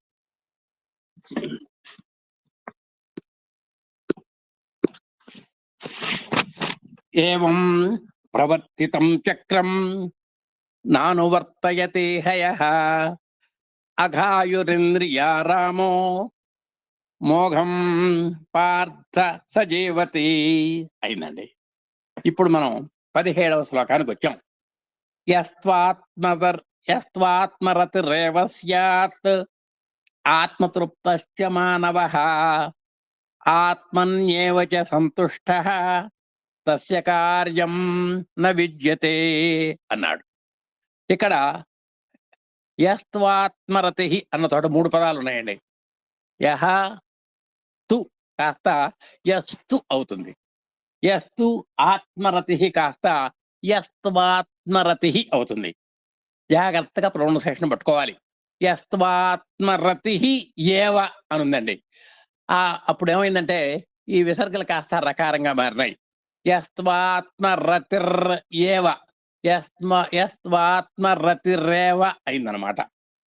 ఇంతకీ మనం ఎలా చదువుకోవాలంటే యస్త్వాత్మరతిరేవ స్యాత్, యస్త్వాత్మరతిరేవ స్యాత్ ఆత్మతృప్తశ్చ అన్న చోట ఆత్మతృప్త ప్లస్ చ, ఈ 2 కలవటం వల్ల ఆత్మతృప్తశ్చ అయిందనమాట. మానవ ఆత్మతృప్తశ్చ మానవ. 3వ లైన్లో ఆత్మన్ ఏవ అనుంది. ఆత్మని ప్లస్ ఏవ, ఈ 2 కలిస్తే ఆత్మన్ ఏవ చ సంతుష్ట. ఇప్పుడు కలిపి చదువుకుంటే ఆత్మన్యేవ చ సంతుష్ట, ఆత్మన్యేవ చ సంతుష్ట. 4వ లైన్లోకి వస్తే తస్య కార్యం న విద్యతే. ఈ 4 పదాలు కూడబలుక్కొని చదువుకోవటమే. తస్య కార్యం న విద్యతే. ఇప్పుడు ఈ శ్లోకం ఒక్కసారి చూసుకుందామండి. యస్త్వాత్మరతిరేవ స్యాత్. మళ్ళా ఇంకొకసారి చెబుతున్నాను. యస్త్వాత్మరతిరేవ స్యాత్ ఆత్మతృప్తశ్చ మానవః ఆత్మన్యేవ చ సంతుష్టః తస్య కార్యం న విద్యతే. తర్వాత మనం ఇప్పుడు 18వ శ్లోకంలోకి వస్తున్నాం. నైవ తస్య కృతేనార్ధో నా కృతేనేహ కశ్చన న చాస్య సర్వభూతేషు కచ్చితర్థవ్యపాశ్రయ అన్నాడు. ఇప్పుడు దీన్ని చూడండి, నైవ అని ఉంది ఇక్కడ. ఈ నైవలో కూడా 2 పదాలు ఉన్నాయి. నా ఏవ కాస్త నైవ అవుతుంది. మీరు ఎప్పుడైనా ఏకైక అనే పదం విని ఉంటారు. ఏక ఏక కాస్త ఏకైక అవుతుంది. అలాగే నా ప్లస్ ఏవ కాస్త నైవ అవుతుంది. నైవ తస్య కృతేనార్థ, కృతేన అర్థ, కృతేనార్థ అవుతుంది. అంటే కొన్ని పుస్తకాల్లో కృతేనార్థ అని ఉండొచ్చు, కొన్ని పుస్తకాల్లో కృతేనార్థో అని ఉండొచ్చు. రెండు కరెక్టే. నైవ తస్య కృతేనార్థో నా కృతేనేహ కశ్చన, నా అకృత అకృతేన ఇహ నా కృతేన, నా కృతే నేహ అన్నమాట. నా అకృతేన ఇహ నా కృతే నేహ కశ్చన. గమనించారు కదా, నా అకృతేన నా కృతేన అయింది. నా కృతేన ఇహ కాస్త నా కృతే నేహ అయింది.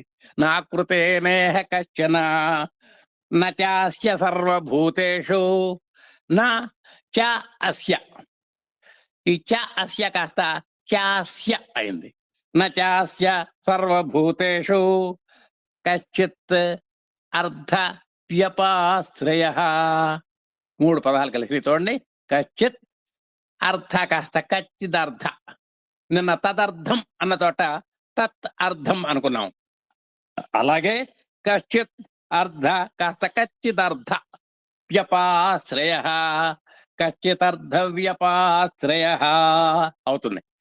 ఒక్కసారి శ్లోకాన్ని చదువుకుంటే, నైవ తస్య కృతేనార్థో నా కృతేనేహ కశ్చన, నా కృతేనేహ కశ్చన నాస్య సర్వభూతేషు, నాస్య సర్వభూతేషు కచ్చితర్థవ్యపాశ్రయ, కచ్చితర్థవ్యపాశ్రయ. ఇప్పుడు మనం 19వ శ్లోకానికి వచ్చామండి. తస్మాదసక్తః సతతం కార్యం కర్మ సమాచర, అసక్తో హ్యాచరన్ కర్మ పరమాప్నోతి పూరుషః అన్నాడు.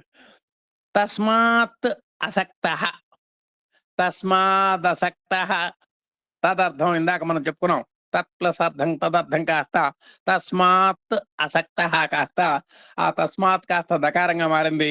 తస్మాదసక్తః సతతం అంతవరకు ఒకటో లైన్ అండి. తస్మాదసక్త సతతం. ఇక్కడ కూడా ఇంకో చిన్న మెడుకు మనం తెలుసుకోవచ్చు. విసర్గల పక్కనే సకారం ఉన్నది కాబట్టి ఆ విసర్గల్ని సకారంగా చేసుకున్నట్టయితే తస్మాదసక్త సతతం అని చక్కగా చదువుకోవచ్చు. బాగా ఇప్పటికే ప్రాక్టీస్ ఉన్నటువంటి వాళ్ళు అలా చదువుకోవాలి. తస్మాదసక్త సతతం. రెండో లైను కార్యం కర్మ సమాచర. 3 పదాలు ఉన్నాయి. కార్యము కర్మ సమాచర. మూడింటిని కలిపి చదువుదాం. కార్యం కర్మ సమాచర. అసక్తో హ్యాచరన్ కర్మ, అసక్త అని ఉంటుంది, అది అసక్తో అయింది. హ్యాచరన్, హి ఆచరన్. నిన్న హ్యవశః అని ఒక చోట వచ్చింది మనకు. హి అవశః కాస్త హ్యవశః అయింది. హియాసు అని ఒక చోట వచ్చింది. హి ఆసు కాస్త హియాసు అయింది. అలాగే హి ఆచరన్, ఈ 2 కలిపిస్తే హియాచరన్ అయిందనమాట. అసక్తో హ్యాచరన్ కర్మ, అసక్తో హ్యాచరన్ కర్మ. 4వ లైన్లోకి వచ్చాం. పరమాప్నోతి అన్నాడు. పరం ఆప్నోతి కలిపితే పరమాప్నోతి పూరుషః, పరమాప్నోతి పూరుషః. ఒక్కసారి శ్లోకం చదువుకున్నాం. తస్మాదసక్త సతతం కార్యం కర్మ సమాచర, అసక్తో హ్యాచరన్ కర్మ పరమాప్నోతి పూరుషః. ఇప్పుడు మనం 20 శ్లోకంలోకి వచ్చామండి.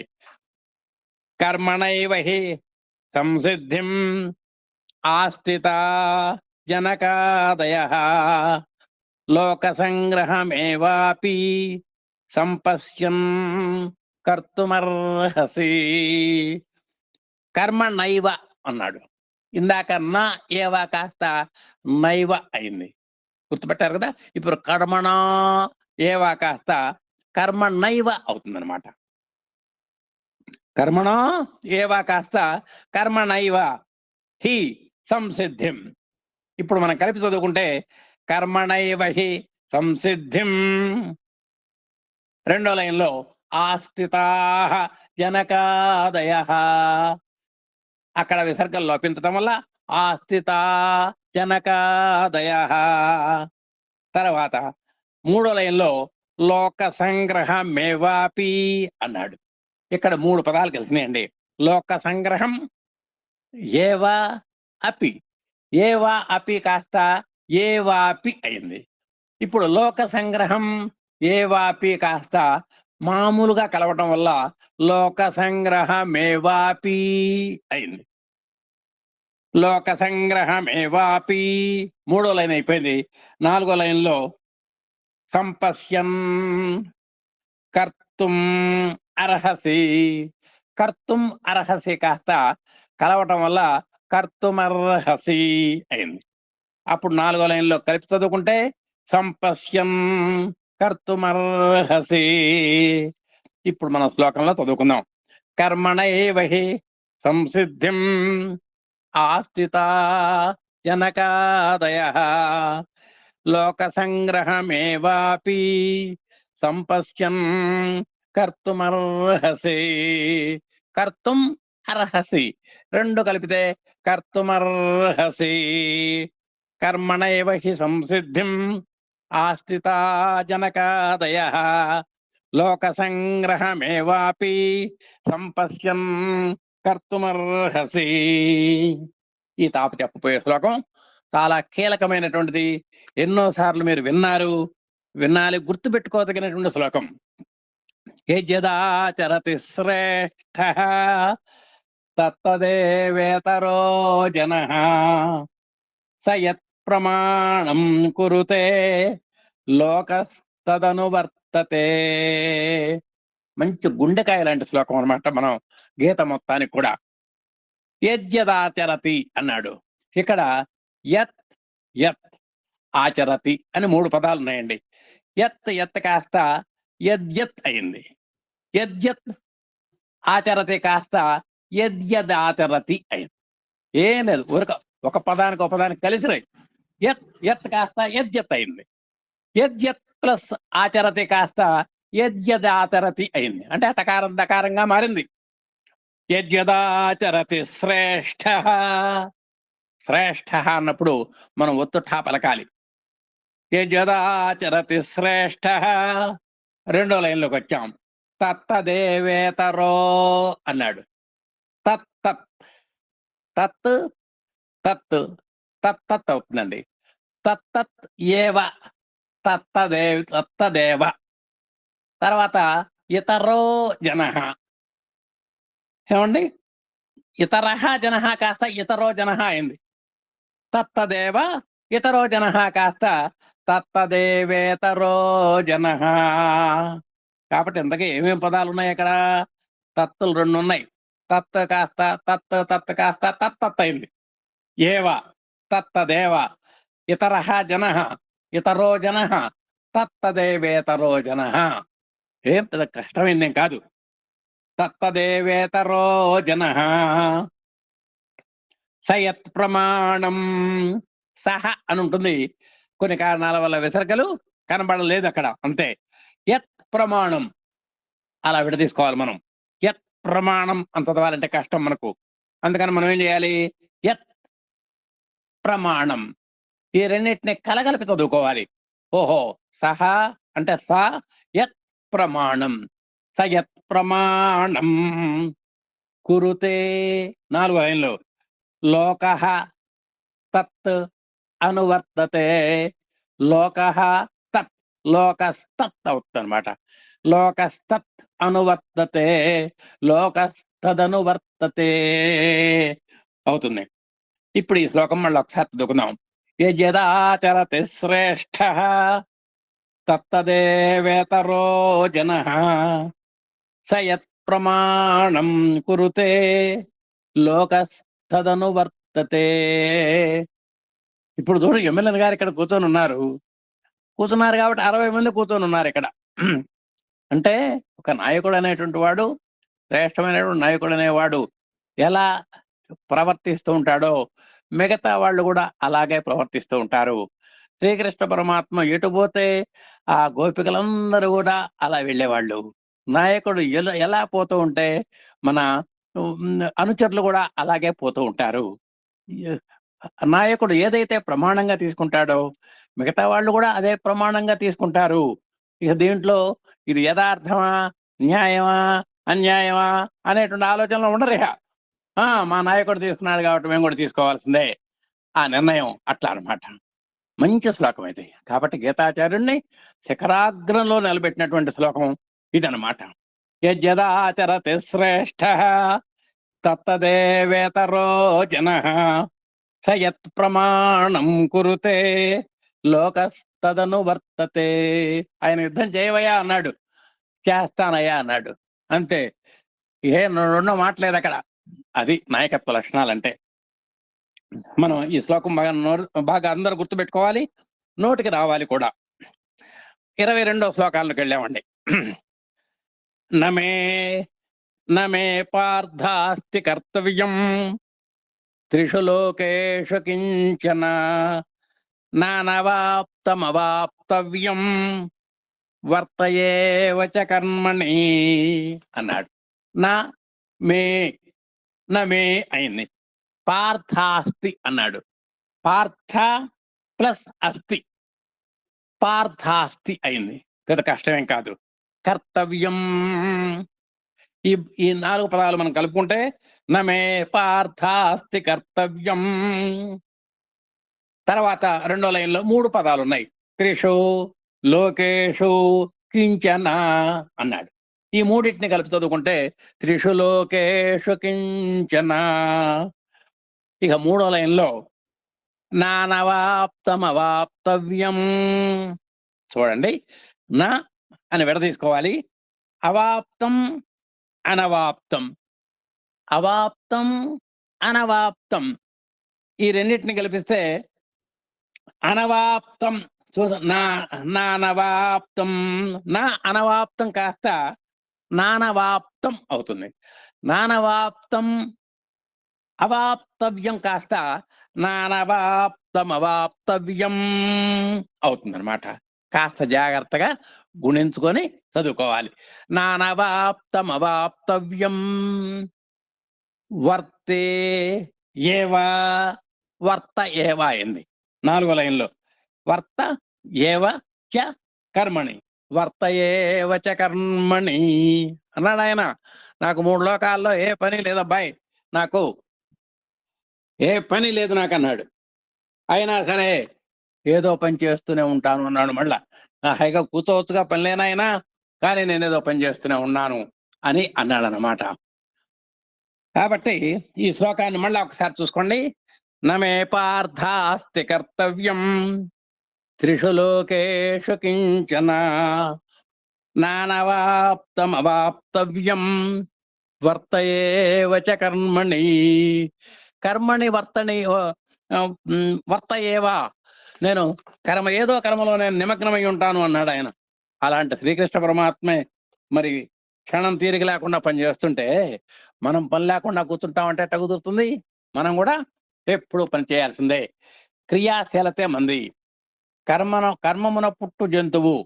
మనం కర్మలో పుట్టాం, కర్మలో పెరుగుతున్నాం, కర్మలో వృద్ధి చెందుతాం, కర్మలోనే అభివృద్ధి చెందుతాం, కర్మలోనే మళ్ళా లయం అవుతాం. కాబట్టి మనకు కర్మ చాలా ప్రధానమైంది అన్నాడు. నాకు నిజంగా ఏ పని లేకపోయినా సరే నేను కూడా ఏదో కర్మ చేస్తూనే ఉంటాను అన్నాడు. దేనికని? మీరందరూ నన్ను ఆదర్శంగా తీసుకున్నారు కాబట్టి. ఇందాక చెప్పాడు శ్లోకంలో, శ్రేష్ఠుడైన వాడు ఏ పని చేస్తుంటాడో మిగతా వాళ్ళు కూడా అదే పని చేస్తుంటారు అనే ఒక ప్రతిపాదన వచ్చింది కనుక నన్ను చూసి మీరంతా చేయాలి కాబట్టి నేను చేస్తున్నాను అన్నాడు. చూడండి, ఇప్పుడు మనం 23వ శ్లోకంలోకి వచ్చామండి. యది హ్యహం నవర్తేయం జాతు కర్మణ్యతంద్రితః జాతు కర్మణ్యతంద్రితః మమ వర్త్మానువర్తంతే మనుష్యాః పార్థ సర్వశః అన్నాడు. యది హి అహం, ఇందాక చెప్పుకున్నాం, హ్యవశః అన్నాం, హ్యాసు అన్నాం, ఇందాక కూడా మనకు వచ్చింది. ఆ హి అహం కాస్త హ్యహం అయింది. యది హ్యహం నవర్తేయం, ఒకటో లైను చాలా సులువుగా ఉంది. యది హ్యహం నవర్తేయం. రెండవ లైన్లో జాతు కర్మణి అతంద్రితః, కర్మణి అతంద్రితః ఈ రెండు కలవటం వల్ల కర్మణ్యతంద్రితః అన్నాడు. అంటే జాతు కర్మణ్యతంద్రితః. మూడో లైన్లో మమ వర్త్మ అనువర్తంతే, వర్త్మ అనువర్తంతే, వర్త్మానువర్తంతే, వర్త్మ అను కాస్త ఆ దీర్ఘం అక్కడ వచ్చి వర్త్మానువర్తంతే. ఆ పాదం చదువుకుంటే మమ వర్త్మానువర్తంతే. ఇక నాలుగో లైన్లో మనుష్యాః పార్థ సర్వశః. మనుష్యాః అన్న చోట విసర్గల తర్వాత పకారం వచ్చింది కాబట్టి మనుష్యాః పార్థ అని చదువుకోవాలి. ఒకవేళ కుదరకపోతే మనుష్యాః పార్థ అని కూడా చదువుకోవచ్చు. మనుష్యా పార్థ సర్వశః. యది హ్యహం నవర్తేయం జాతు కర్మణ్యతంద్రితః జాతు కర్మణ్యతంద్రితః మమ వర్త్మానువర్తంతే మనుష్యాః పార్థ సర్వశః. మనుష్యాః పార్థ సర్వశః. ఇప్పుడు 24లోకి వచ్చాం. పుస్సీదేయురిమే లోకా నకుర్యాం కర్మ చేదహం శంకరస్య చ కర్తాస్యాం ఉపహన్యామి మా ప్రజాః. పుస్సీదేయు ఇమే, రెండు పదాలు ఉన్నాయండి. పుస్సీదేయు ఇమే అన్న చోట ఆ విసర్గలు కాస్త రకారంగా మారటం వల్ల పుస్తీదేయుర్ ఇమే, రెండు కలిపితే పుస్తీదేయురిమే. లోకా అని ఉంటుంది. అక్కడ విసర్గలు లోపించే లోకా అని చదువుకోవచ్చు. ఒకవేళ ఏదైనా పుస్తకాల్లో లోకాహ అని ఉందనుకోండి, లోకాహ అని కూడా చదువుకోవచ్చు, తప్పేం లేదు. పుస్తీదేయురిమే లోకా. రెండో లైన్లో నా కుడియాం కర్మ చేత్ అహం. నా కుర్యాం కర్మ అంతవరకు ఇబ్బంది లేదు. చేదహం అన్న చోట చేత్ అహం కాస్త ఆ చేత్ అనే చోట తకారం కాస్త దకారంగా మారిపోయింది, చేదహం అయింది. ఆ రెండో లైన్ ఇప్పుడు చదువుకుంటే నకుర్యాం కర్మ చేదహం నకుర్యాం కర్మ చేదహం. మూడో లైన్లో అన్ని పదాలు కలగలిపి చదువుకోవటమే. శంకరస్య చ కర్తాస్యాం, ఏం తేడా ఏం లేదు.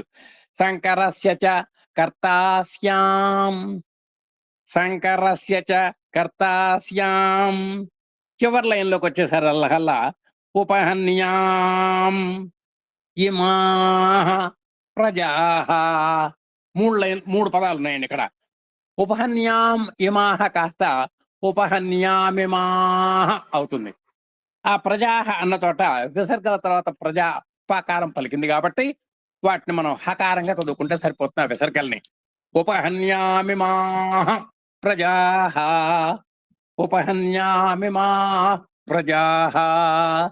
ఒకవేళ నోరు తిరగకపోతే ఉపహన్యామిమాః ప్రజాః అని కూడా చదువుకోవచ్చు. ఒక్కసారి శ్లోకం చూద్దామండి.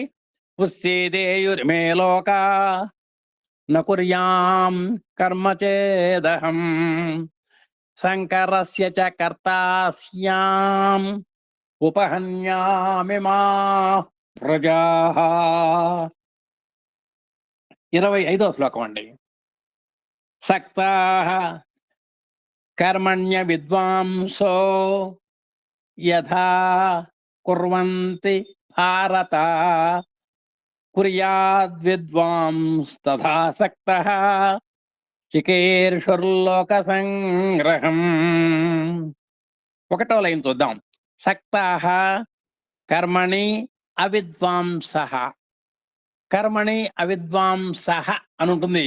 ఆ విద్వాంసః కాస్త విద్వాంసో అయింది. విద్వాంసః అన్న ఇబ్బంది లేదు, విద్వాంసో అని మీ పుస్తకంలో ఉంటే అలా కూడా చదువుకోవచ్చు. ఇప్పుడు మనం కర్మణి అవిద్వాంసః కలిపితే కర్మణ్యవిద్వాంసః అవుతుంది. అంటే సక్తా కర్మణ్య విద్వాంసో కానీ విద్వాంసః అని కానీ మన పుస్తకంలో ఎలా ఉంటే అట్లా చదువుకోవచ్చు.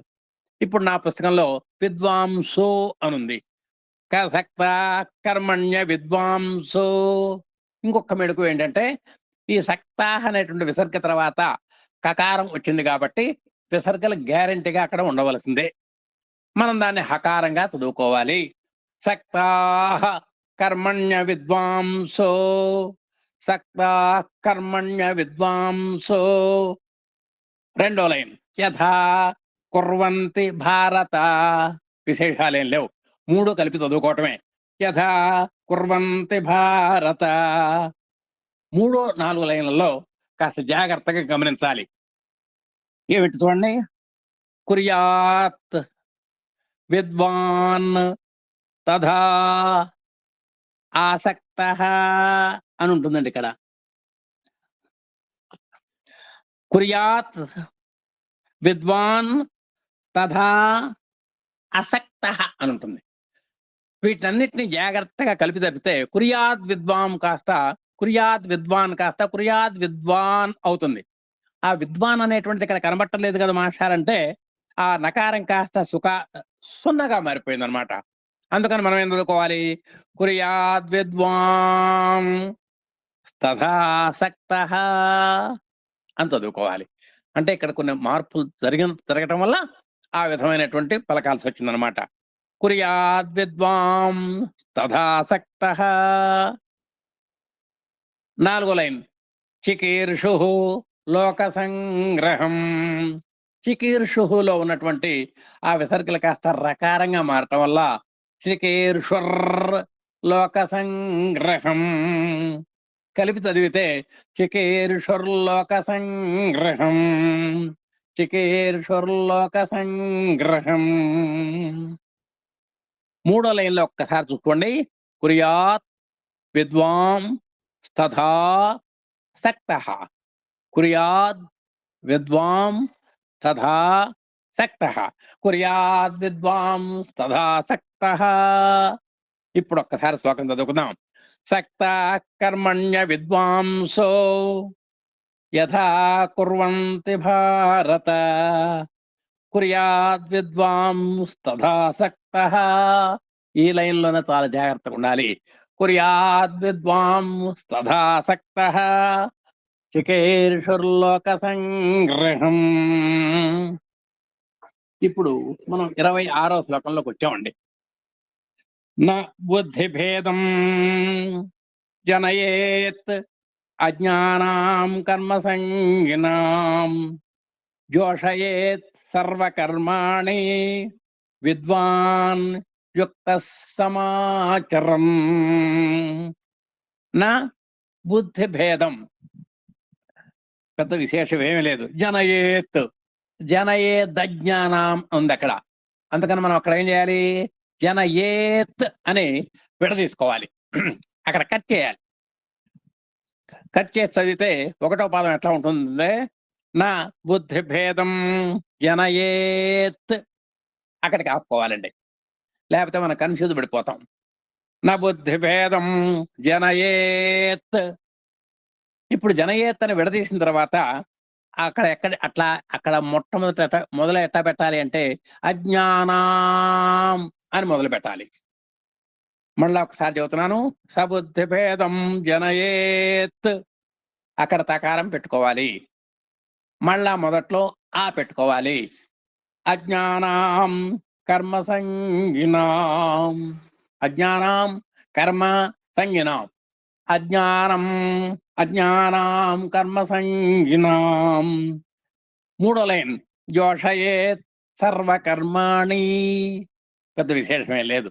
జోషయేత్ సర్వ కర్మాణి మూడింటిని కలిపాం. జోషయే సర్వకర్మాణి. నాలుగో లైన్ విద్వాన్ యుక్తః సమాచరం.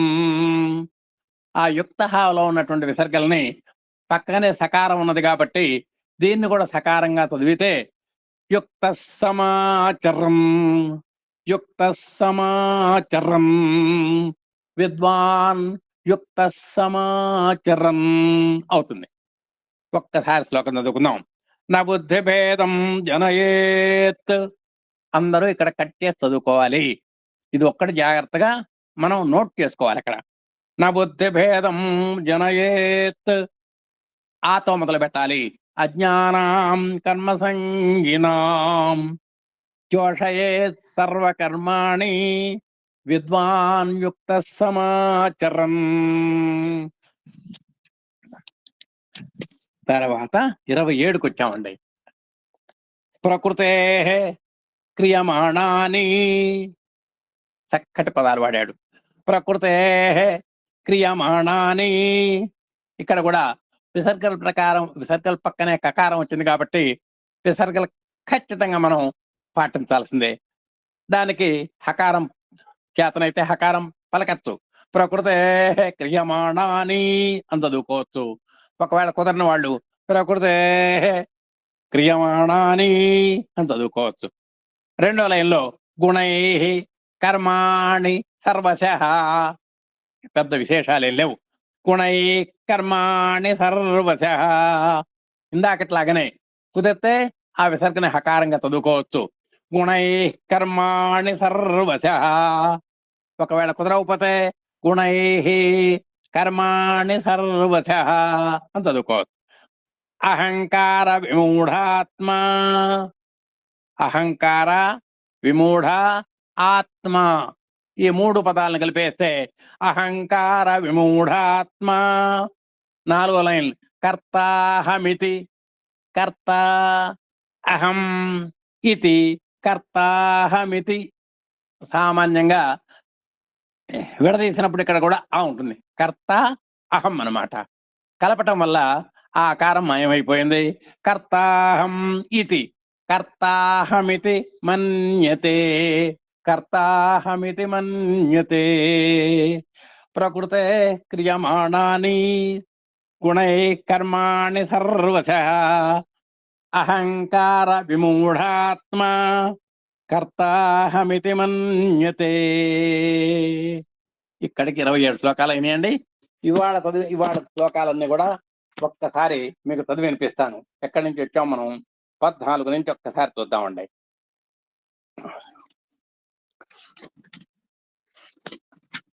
ఇవాళ ఎక్కడి నుంచి అయితే మొదలు పెట్టామో అక్కడి నుంచి ఇంతవరకు ఒక్కసారి చదివి వినిపిస్తాను. జాగ్రత్తగా గమనించుకోండి.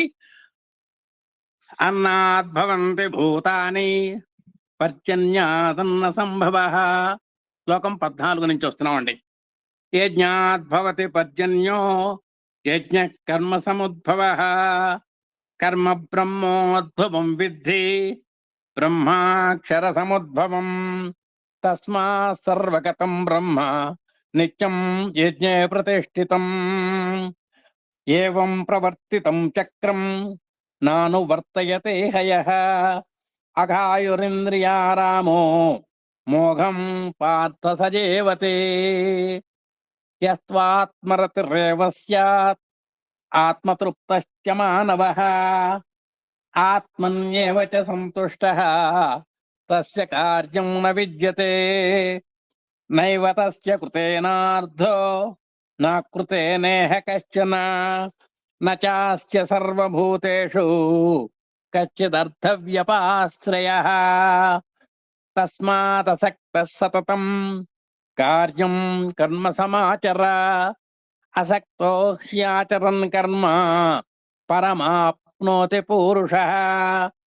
కర్మణైవ హి సంసిద్ధిం ఆస్థితాచనకాదయః. లోక సంగ్రహమేవాపి సంపశ్యన్ కర్తుమర్హసి. యజ్ఞదాచరతి శ్రేష్ఠః తత్తదేవేతరో జనః. స యత్ ప్రమాణం కురుతే లోకస్తదనువర్తతే. న మే పార్థాస్తి కర్తవ్యం త్రిషు లోకేషు కించన. నానవాప్తమవాప్తవ్యం వర్త ఏవ చ కర్మణి. యది హ్యహం న వర్తేయం జాతు కర్మణ్యతంత్రితః. మమ వర్త్మానువర్తంతే మనుష్యా పార్థ సర్వశః. పుస్తీదేయురిమే లోకా న కుర్యాం కర్మ చేదహం. శంకరస్య చ కర్తా స్యాం ఉపహన్యామి మా ప్రజాః. సక్తా కర్మణ్య విద్వాంసో యథా కుర్వంతి భారత. కుర్యాద్ విద్వాంస్తథా సక్తః చికీర్షుర్లోక సంగ్రహం. న బుద్ధిభేదం జనయేత్ అజ్ఞానాం కర్మ సంగినాం. జోషయే సర్వకర్మాణి విద్వాన్ యుక్తః సమాచరన్. ప్రకృతే క్రియమాణాని గుణైః కర్మాణి సర్వశః. అహంకార విమూఢాత్మ కర్తాహమితి మన్యతే. 27వ శ్లోకం వరకు వచ్చామండి. ఈ విధంగా గీత ఏమాత్రము చదవలేనటువంటి వాటికి పరిచయం కోసము, కొంచెం చదవటం చేతైనటువంటి వాళ్ళకి నైపుణ్యం పెంచుకోవటం కోసము, చక్కగా చదివేటువంటి వాళ్ళందరికీ కూడా ఇంకా ఫ్రీగా భావయుక్తంగా చదవగలగటం కోసము ఈ ప్రారంభించినటువంటి తరగతుల్ని స్వామి యొక్క దివ్యాశీస్సులతో, మన అధినేత దంపతుల యొక్క శుభాకాంక్షలతో, మీ అందరి యొక్క ఉత్సాహ ప్రోత్సాహాలతో మనం పురోగమిస్తున్నాం. దీని ద్వారా మనంతా కూడా మనం ఉన్న స్థితి నుంచి ఉన్నత స్థితికి ఎదగాలని, మనం కూడా గీత చదవటంలో చక్కగా ఒక ప్రావీణ్యాన్ని పొందాలని, అందుకు స్వామి యొక్క దివ్యానుగ్రహ సంపత్తి అందరికీ ఉండాలని కోరుకుంటూ, ఓం శ్రీ సాయిరాం. అందరికీ సాయిరాం.